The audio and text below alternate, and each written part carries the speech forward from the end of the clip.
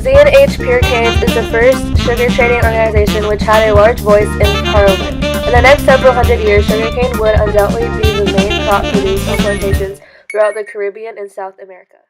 Hi, I'm Christopher Columbus, and sugarcane was brought into Barbados and other islands from Spain. With depressed prices of cotton and tobacco due mainly to stiff competition from the North American colonies, the local growers are changing their main crops from cotton and tobacco to sugarcane.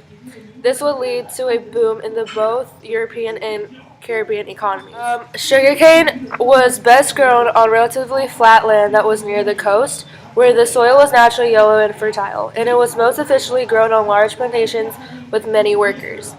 Because of the island's excellent geography and climate, it becomes a golden opportunity for British colonists who could not compete with the climate. The quality of tobacco from Virginia and other British territories in North America.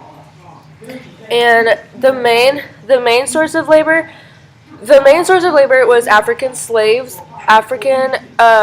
Sugar production does require two broad categories of labor, one in the fields to cut and the hull cane to the mill, and another in the mill to process the juice into granulated sugar.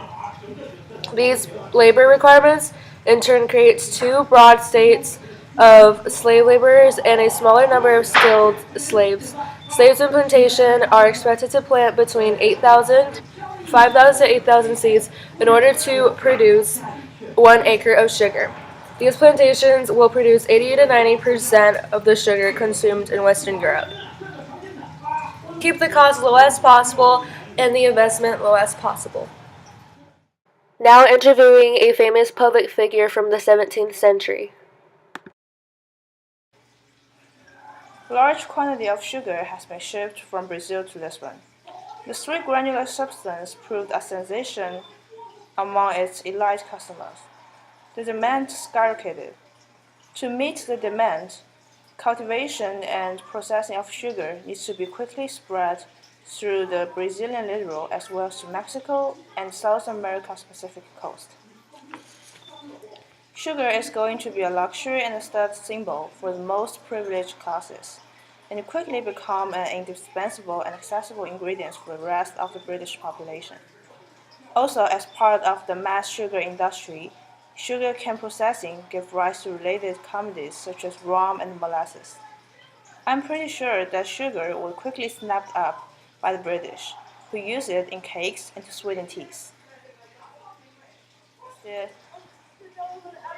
Yes, there is. Sugar production is too costly in comparison to the extraction of mineral riches in the continental territory.